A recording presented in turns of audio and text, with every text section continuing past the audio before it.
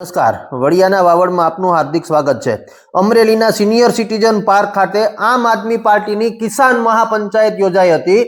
અમરેલીના senior citizen park ખાતે આમ આદમી પાર્ટી દ્વારા કિસાન મહાપંચાયતનું આયોજન કરવામાં આવ્યું હતું। આ કિસાન મહાપંચાયતમાં આમ આદમી પાર્ટીના યુવા નેતા બ્રિજરાજ સોલંકીએ ફટકાબાજી કરતા જોવા મળ્યા છે।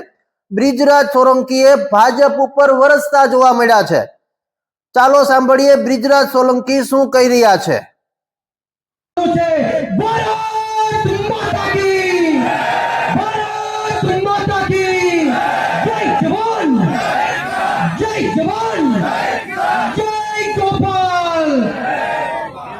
खूब खूब आभार मित्रों। विशेष बातों नहीं करूं, कदाच मंच पर सौथी नानी उमरनो वक्ता होय, परंतु जे रीतना आपणे सवे ताजेतરમાં જોયું કે બોટાદનો જે હળદાકાંડ થયો હળદરની અંદર જે ખેડૂતો આપણી માટે અત્યારે જેલમાં સંઘર્ષ કરી રહ્યા છે, 85 ખેડૂતો અત્યારે આમ આદમી પાર્ટીના નેતાઓ કાર્યકર્તાઓ અત્યારે જેલની અંદર છે। એમના તમામના આપણે સૌએ નામ લઈને યાદ કરવા પડશે। એવા આપણા આમ આદમી પાર્ટીના ખેડૂત नेता રાજુભાઈ ગરપડા હોય, પ્રવીણભાઈ રામ હોય, રાજુભાઈ બોરખતરિયા હોય, તમામ 85 લોકો, રમેશભાઈ મેર હોય, પિયુષભાઈ પરમાર હોય, એ તમામ માટે એકવાર જોરદાર તાળીઓથી આપણે એમનું સ્વાગત કરીએ, અભિવાદન કરીએ।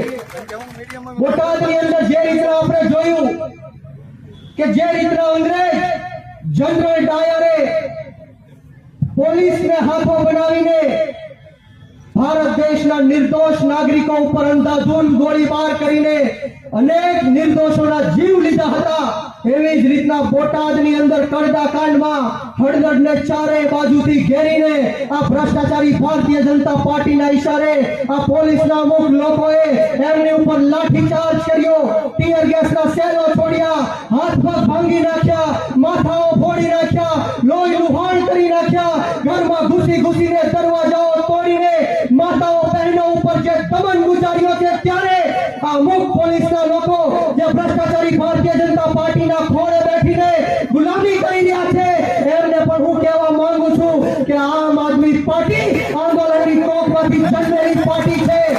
अमे गरम तपती भट्टीमांथी નીકળેલા લોકો છે। બધાનો વારો આવવાનો છે। આમ આદમી પાર્ટીના નેતાઓ લિસ્ટ તૈયાર કરી રાખ્યું છે। બધાને 2027 પછી લોઢાના મેડલો પહેરાવવાના છે, યાદ રાખજો। આ સભામાં ન આવવા દેવા માટે અનેક ભ્રષ્ટાચારી ભારતીય જનતા પાર્ટીના લોકોને ધાક ધમકીઓ આપી, ખોટા કેસ કરવાની ફિકરાણીઓ બતાવી, જેલમાં નાખવાની ફિકરાણીઓ બતાવી, ત્યારે आ जाहिर मंच परथी आ भ्रष्टाचारी भारतीय जनता पार्टीना नेताओने कहेवा मांगेश के तमे गमे એટલો ન્યાય કરો, અત્યાચાર કરો, ખોટા કેસો કરો, જેલમાં નાખો, પરંતુ અમે ગરીબ ખેડૂતના દીકરા તમારી સામે મોરે મોરો દઈ દેવા માટે તૈયાર છીએ। 2027 ની રાહ જોઈને બેઠા છીએ।